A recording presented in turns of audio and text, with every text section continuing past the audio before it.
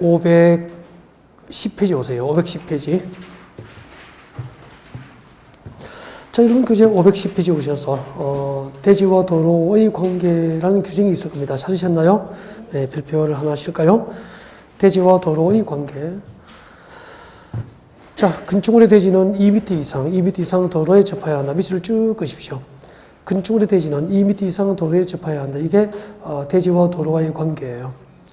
건축물의 대지는 2m 이상 도로에 접해야 한다. 자, 다만 가로 안에 봅니다. 자동차만의 통행에 사용되는 도로는 접하는 도로에 포함됩니까? 제외됩니까? 제외. 그 말은 건축물이 있는 대지는 반드시 보행이 가능한 도로에 2m 이상을 접하는 것을 원칙으로 한다라고 해석하셔야 돼요. 보행할 수 있는 도로에 몇 m 이상을 접해야 됩니까? 2m 이상을 접하는 것이 원칙이다. 다만 예외가 있죠. 2번 보십시오. 위 1의 경우 다음 중 한 개 해당하면 그러하지 않다니까 건축물이 있는 대지가 도로에 2m 이상을 접하지 아니할 수 있다 그런 뜻이죠. 줄것죠. 건축물 출입에 지장이 없다고 인정되는 경우죠. 출입에 지장이 없다고 인정되는 경우 밑줄 긋으십시오. 출입에 지장이 없다고 인정되는 경우. 그 다음에 두 번째, 건축물 주변에 저 가로 안에 줄 것죠. 광장, 공원, 유원지가 있는 경우입니다. 건축물 주변에 광장, 공원, 유원지가 있으면은 건축물이 있는 대지가 2m 이상 도로에 접하지 아니할 수 있다 이 말이에요. 그 다음에 내려옵니다. 연면적 합계가 2000제곱미터 이상인 대규모 건축물 줄 거예요. 연면적 합계가 2000제곱미터 이상인 대규모 건축물의 대지는 너비가 몇 미터? 6m 이상 도로 줄 거예요. 6m 이상 도로에 몇 미터? 4m 이상을 접해야 돼요. 단, 가로 안에 봅니다. 공장은 연면적이 얼마죠? 3000제곱 이상인 공장부터 6m 이상 도로에 4m 이상을 접하도록 합니다. 이걸 설명을 드릴 거예요. 지금부터 이제 설명을 듣도록 합니다. 앞에 보시죠.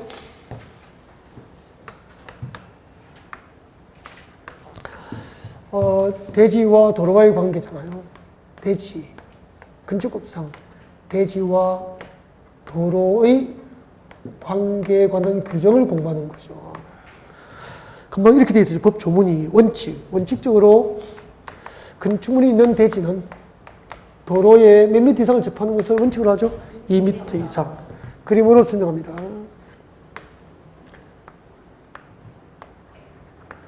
그림을 그리려고 하는 것보다는 이해하는 게 좋습니다. 그림을 그릴 필요 없죠.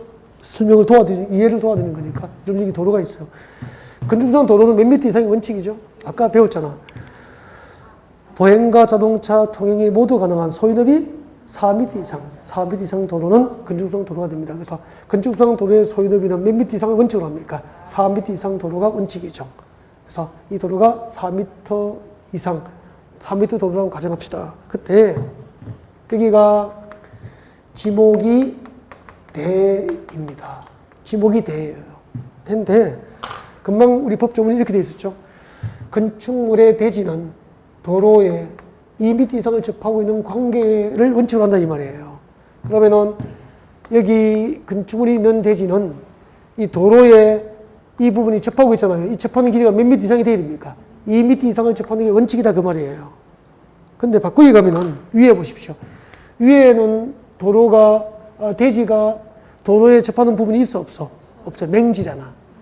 그럼 이거는 건축물이 있는 대지가 될 수 없다. 맹지에는 건축법상 건축 허가를 할 수 없다. 그런 뜻이에요. 해석하면은. 그러면은 만약에 봐요. 여기에 건축을 하는 방법이 있잖아. 지목이 되어도 이 대지는 건축법상 건축허가가 안 나는 거야. 지목이 되어도. 왜요? 도로에 2m 이상을 접하고 있지 않기 때문이잖아. 그러면 여기다가 지역권을 설정해가지고 지역권을 설정해서 이만큼 여기 도로에 접하는 부분을 몇 미터 이상? 2m 이상 확보를 하면은 여기도 건축물을 건축할 수 있는 대지가 될 수 있는 거예요. 이렇게 건축물이 있는 대지라면은 최소 2m 이상을 도로에 접한 것을 원칙으로 한다는 거죠. 왜 이렇게 법을 만들냐면은 건축물을 이용하는 사람은 대부분 사람이잖아. 지진이 나거나 화재가 발생하거나 쓰나미가 밀려오면은 신속하게 어디를 뛰어야 됩니까? 도로로 뛰어서 대피를 해야 되잖아. 그래서 한 사람이 보행을 하려면 최소 1m가 필요하대. 그래서 부부가 잠자다가 지진이 나서 건물이 흔들리면은 남편은 잠자는 아내를 깨워서 손잡고 나란히 두 명이 대피를 하려면 최소 몇 미터 필요합니까? 2m가 필요하니까 건축물이 있는 대지라면은 재난 발생 시 대피 통로를 확보하기 위해서 2m 이상을 도로에 접하도록 법을 만든 거예요. 진짜 재난 발생 시 대피 통로 확보가 목적이라고. 왜 건축물이 있는 대지는 2m 이상을 접하는 것을 원칙으로 하고 도로에 접하지 않은 맹지는 건축을 안 내주는지 그 이유를 오늘 아셨죠? 도로에 접하는 부분이 없으면 대피 통로가 없잖아, 재난 발생 시. 그래서 생명을 잃을 수 있기 때문에 건축을 안 내주는 거란 말이야. 아, 그런데 여기에 담장이 없고 주변에 장애물이 없는 벌판이야. 얼마든지 안전하게 대피할 수 있죠? 출입에 지장이 없으면 허가해준다 이 말이야. 2m 이상은 접하지 않더라도. 그 다음에 건물 주변에 공원, 광장, 유원지가 있어. 공원, 광장, 유원지를 대피할 수 있죠? 허가해주는 거예요. 그래서 맹지여도 출입에 지장이 없거나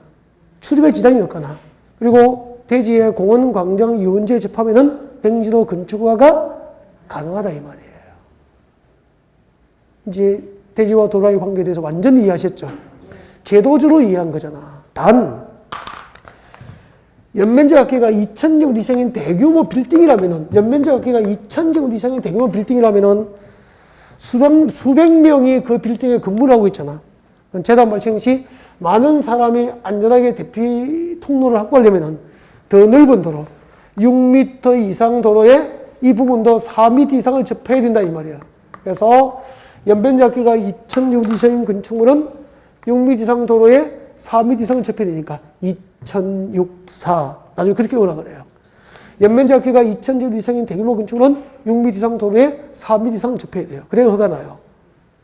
만약에 이 건축물이 공장이라면은 공장은 연면적 합계가 3,000제곱 이상부터 6m 이상 도로에 4m 이상을 접합니다. 그래서 공장은 3,064, 원칙은 2,064, 공장은 3,064 이렇게 요구한다고. 대지와 도로와의 관계에 대한 이해가 가능해졌죠?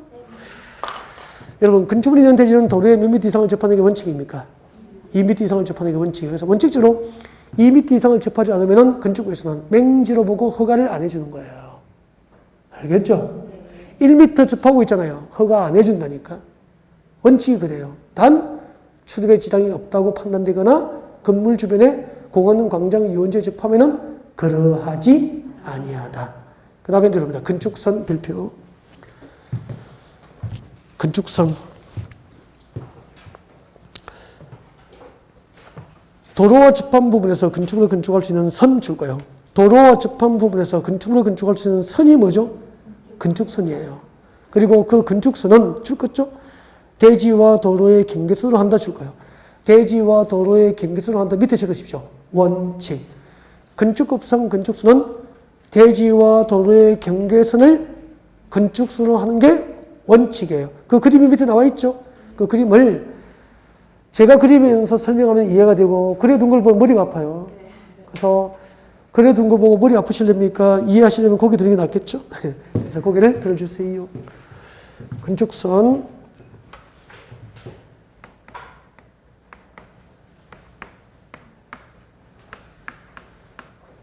건축선. 대지의 건축을 허용하는 건축 허용 한계선을 줄여서 건축선이라고 그래요. 대지에 건축물의 건축이나 공작물 설치를 허용하는 건축 허용 한계선을 줄여서 건축선이라고 하는 거죠. 그때 건축선은 어떻게 지정하죠?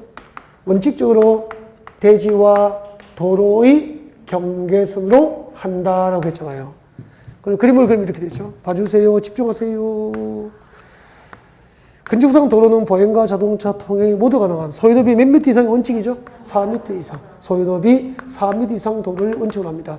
이 4m 이상 도로에 대지가 접하고 있는 대지예요. 4m 이상 도로에 대지가 접하고 있으면은 이때 건축선이 어떻게 지정되어 있죠? 금방 이렇게 되어 있잖아. 건축선은 대지와 도로의 경계선으로 한다. 이게 이 대지와 도로의 경계선이 건축술이 되는 거죠.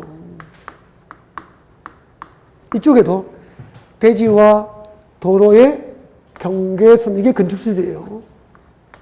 그래서 건축급선, 대지와 도로의 경계선으로 한다. 이게 원칙이에요.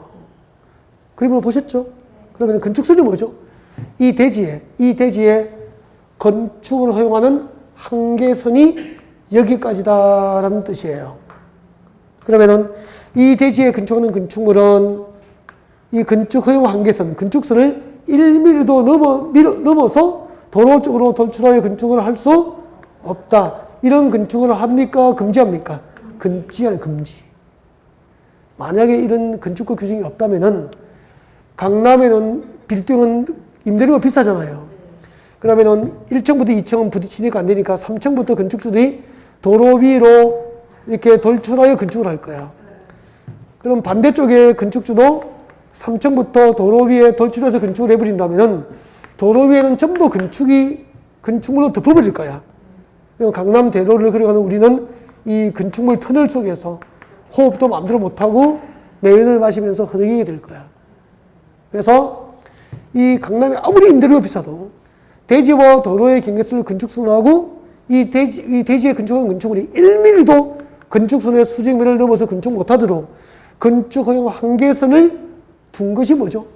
건축선이 되는 거야. 그때 건축선은 원칙이 대지와 도로의 경계선을 건축선하는 게 원칙이다 이 말이에요. 이제 건축선 완전히 이해가 됐죠? 그 다음에 예외가 있죠. 예외. 오른쪽에 보세요. 511페이지 예외. 그림이 다 나와 있기 때문에 설명을 들으면 돼요. 대지와 도로의 경계선이 건축선이 아닌 경우가 있다 이 말이야. 자, 동그라미 1번 봐주세요. 소요 너비가 몇 미터죠? 4미터잖아. 소요 너비 4미터에 못 미치는 너비의 도로인 경우에는 그 중심선, 그 도로의 중심선 동그라미, 그 중심선으로부터 소요 너비의 2분의 1이 얼마죠? 소요 너비는 4미터잖아. 4미터의 2분의 1이 얼마죠? 2미터. 2미터를 수평거리만큼 물러난 선이 건축선이 됩니다. 밑에 그림 나와 있죠? 자, 그래서 고개를 들고, 그림을 보면 안 돼. 고개를 들고 설명을 드려야 됩니다. 그림 보면 머리 아파요. 그림 보시고 머리가 아프실 분은 그림 보세요. 그리는 걸 보셔야 된다. 그래, 머리가 안 아프다니까. 너무 쉬워요. 여러분, 건축성 도로의 소요너비는 4m인데, 2m면은 소요너비 4m에 미달되는 도로 맞죠? 소요너비 미달되는 도로, 4m에 미달되는 도로 양쪽에 대지가 있으면은 건축선을 이렇게 지정해요. 그냥 이걸 외워요, 그냥. 도로의 중심선으로부터, 이 중심선 기준이야. 중앙선입니까? 중심선입니까? 건축법에서는 중심선입니다. 중앙선은 도로교통법이에요. 앞으로 중앙선 하면은 스티커 끊을 거야. 도로의 중심선으로부터 양쪽이니까 오른쪽, 왼쪽 모두여야 양쪽이잖아. 양쪽으로 소요 너비의 2분의 1, 그럼 몇 미터죠? 2미터를 후퇴하면 돼. 그럼 봐요. 이 중심선 기준으로 오른쪽으로 몇 미터 후퇴하라고?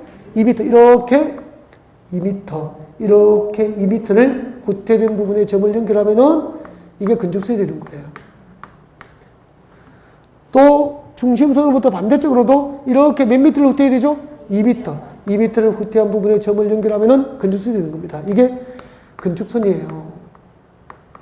그러면은 여기서 여기까지 2미터고 여기서 여기까지 2미터가 결국 몇 미터죠? 4미터. 그래서 도로가 2미터면은 중심선부터 양쪽으로 2미터씩 후퇴를 시켜서 건축선을 지정하여 결국은 빗금친 부분은 이 도로와 건축선 사이의 이 빗금친 부분의 면적은 대지 면적에 포함됩니까? 제외됩니까?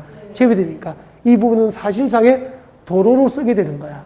그래서 4미터에 못 미치는 도로, 4미터에 미달되는 도로 양쪽에 대지가 있으면 중심선 기준으로 각각 2미터를 후퇴하여 건축선을 지정하고 그 건축선 밖에만 건축물을 건축할 수 있게 되는 거예요. 그러면은 빗금친 부분은 대지입니까? 도로로 씁니까? 도로로 쓰게 되는 거예요. 결국 4미터, 법상 4미터 소요너비를 확보하고 그 밖에 건축을 허용하는 거예요. 아셨죠? 이 부분은 도로 경계선하고 이 건축성 사용의 면적은 대지 면적이 포함입니까? 제비입니까? 제비이기 때문에 이분의 소유를 허용하지 않고요. 시에서 등기에 가버려요. 그 다음에 이제 이해가 됐죠? 소유업이 4m에 미달되는 도로 양쪽에 대지가 있으면 중심선으로부터 양쪽으로 각각 소유업이 얼마를 후퇴한다고? 2분의 1을 후퇴해서 건축성을 지정하고 건축성과 도로 경계선 부분의 면적은 대지 면적에 포함됩니까? 제외됩니까? 제외. 그려둔 걸 보면 복잡하지만 그리는 과정을 설명드리니까 쉬웠잖아요. 그 밑에 동그라미 2번 봅니다. 동그라미 2번. 도로의 반대쪽에 경사지, 하천, 철도, 선로부지 그 밖에 이와 유사한 것이 있을 경우에는 줄 것죠. 경사지 등이 있는 쪽 도로 경계선 이게 기준이야. 경사지 등이 있는 쪽 도로 경계선에서 줄 것죠. 소요너비에 해당하는 수평거리. 그러면 소요너비에 해당하는 수평거리는 몇 미터죠? 4미터의 선을 건축선을 하게 됩니다. 그 그림이 바로 밑에 나와 있잖아요. 그 그림은 바로 밑에 나와 있는 그림을 제가 그리면서 설명하려고요. 고개를 드시면 됩니다. 고개 드세요. 고개 드세요. 여러분, 이번에는 건축상 도로의 소유너비는 4m인데 거기에 못 미치는, 소유너비에 못 미치는 3m 도로예요. 한쪽에만 대지가 접하고 있고 반대쪽에는 봐요. 이 한쪽에만 대지가 접하고 있고 반대쪽은 이거예요. 이거. 하천, 철도의 선로부지, 경사지, 건축할 수 없는 경사지 등이라고.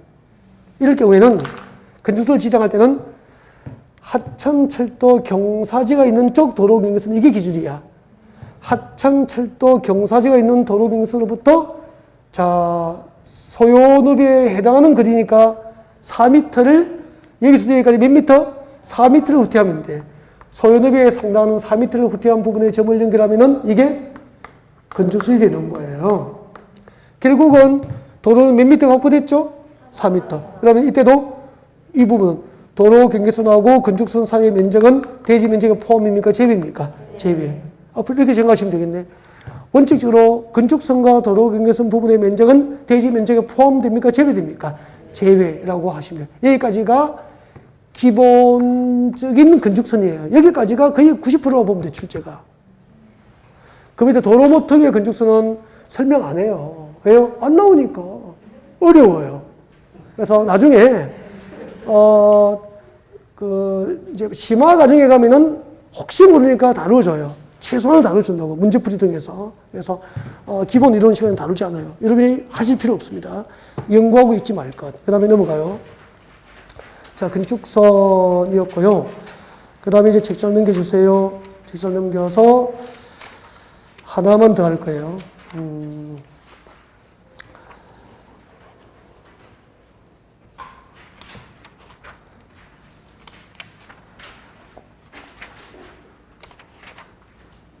536페이지 와요.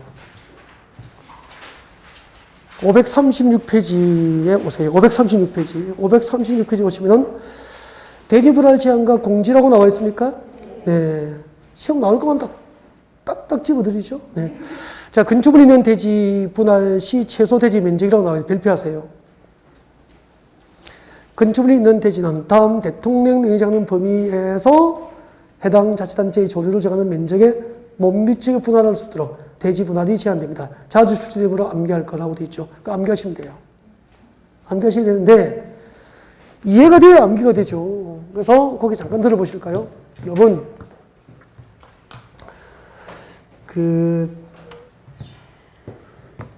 주거지역은 60제곱미터에 미달되는 대지 분할이 제한돼요. 주거지역에서는 60제곱미터에 미달되는 대지 분할을 건축에서는 제한한다고. 상업지역, 공업지역은 얼마죠? 150제곱미터에 미달되는 대지 분할이 제한돼요. 그러면 주거지역에서는 60제곱미터에 미달되는 대지, 60제곱미터 미만으로 분할된 60제곱미터에 미달되게 분할된 대지를 분할해서 건축가 신청을 허가해줘요, 안 해줘요? 안 해줘요. 그냥 소박하게 작은 집을 짓고 싶습니다. 허가 안 해줍니다. 상업지역, 공업지역에서는 150제곱미터에 미달되는 분할이 법상 금지되기 때문에 상업지역, 공업지역에 150제곱미터에 미달되는 미달되게 분할된 작은 땅은 공장이나 상가 건축 허가 안 해줘요. 녹지지역은 얼마죠? 200제곱미터. 200제곱미터 미달되는 대지 분할이 건축법상 허용이 안 되는 거야. 이렇게 용도 지역별로 일정한 면적에 미달되는 대지 분할을 건축법상 허용합니까? 제한합니까? 제한한다. 그런 뜻이야. 이해가 됐죠? 왜냐면은 여기요 1000평의 대지가 있었는데 절반으로 분할하면 500평이잖아. 또 분할하면 250평이잖아. 또 분할하면 125.5가 되잖아. 또 분할하면 60 얼마가 되잖아.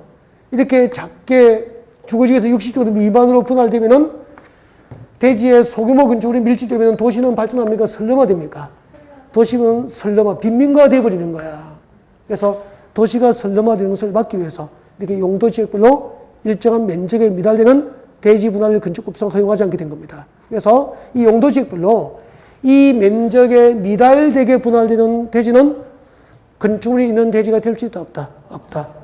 건축물이 있는 대지가 될 수 없다. 그런 뜻이라고. 용도 지역별 대지 분할 제한 기준 면적이 암기를 하셔야 돼요. 그 다음에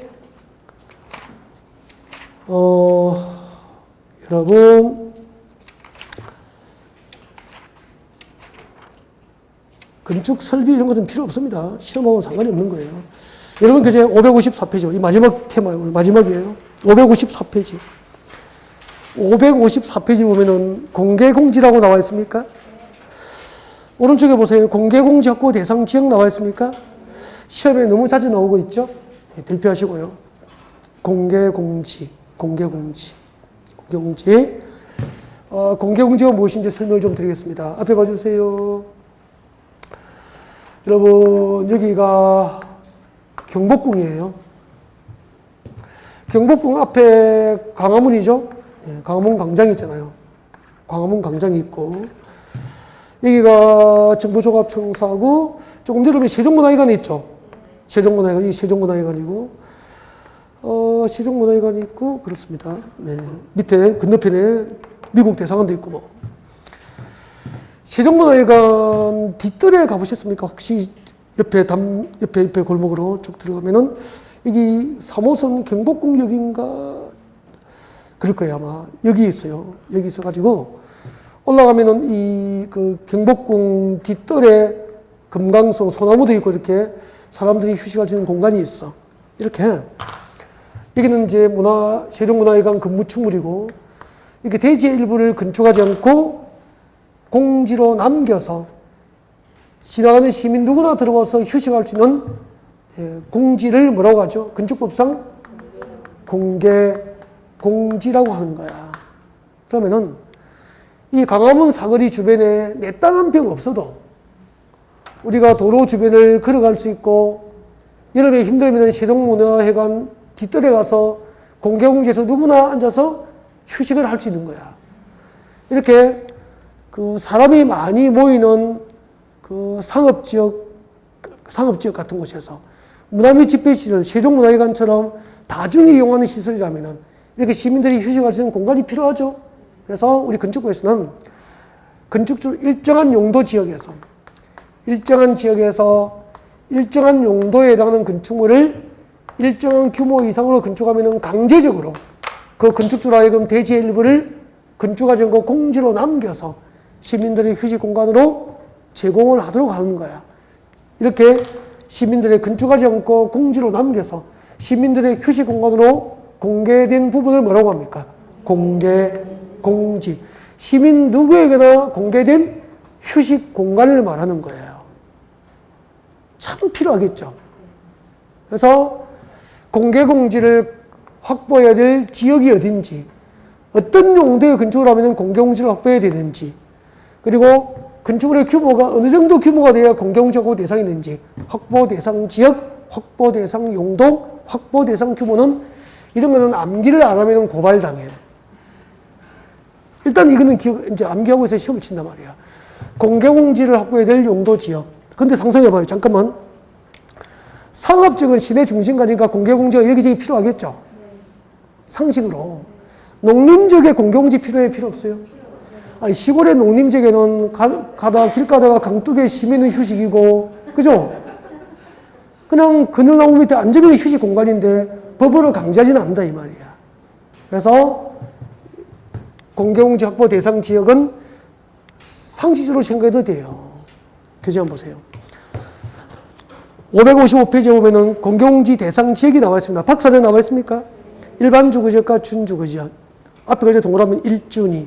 일반 주거지역 1, 준주거지역 준, 상업지역 준공업지역 상준위. 다 외웠잖아. 1준위와 상준위. 1준위와 상준위는 동그라미 4번에 가능성 동그라미. 가능성이 크다. 그렇게 보면 되죠. 1준위와 상준위는 가능성이 크다. 그리고 이게 신설됐어. 줄거죠? 작년에 신설된 거야. 노후 산업단지 정비가 필요하다고 인정하여 지정공간지역. 그래서 노후 산업단지 정비가 필요하다고 허가권자가 지정공간지역도 공경적보 대상에 추가가 됐습니다. 작년에 신설. 공경적보 대상 지역 어떻게 오죠? 1준위와 상준위는 가능성이 크다. 일단 그렇게 오답니다. 1준위와 상준위는 가능성이 크다. 일반 주거지역과 준주거지역과 상업지역과 준공업지역은 공경적보 대상 지역이고요. 그 다음에 이 지역에 다음에 해당하는 용도의 건축물을 건축하면은 공경적보에 해야 되는 거야. 그 용도가 나와 있어. 옆에 보이는 확보 대상 용도 건축물 나와 있죠? 확보 대상 건축물 이거 외워야 된다고. 문화 및 집회시설 줄 거 없고 세종문화회관 저는 그렇게 외워요. 세종문화회관 문화 및 집회시설이잖아. 종교시설 교회 성당 사찰 판매시설 백화점 운수시설 서울역 청사 강남 고속터미널 업무시설 현대개동사옥 강남역 사거리 삼성물산 빌딩 업무시설 그 다음에 숙박시설 서울시내에 있는 특일급 호텔들 이런 것들이 공경적보 대상이야. 문화 및 집회시설, 종교시설, 판매시설, 운수시설, 업무시설, 숙박시설 넣어서 줄 거죠. 바닥면적 합계가 얼마죠? 5,000제곱 이상이면 공경 확보 대상이 되는 거야. 규모는 바닥면적 합계가 얼마 이상? 5,000제곱 이상이면 공경지 확보 대상이 되는 거죠. 확보 대상 지역, 확보 대상 용도, 확보 대상 규모를 다 배웠죠? 일단 이 기본을 해두면은 나머지는 다 따라와요. 여기까지가 기본 이론 강의예요.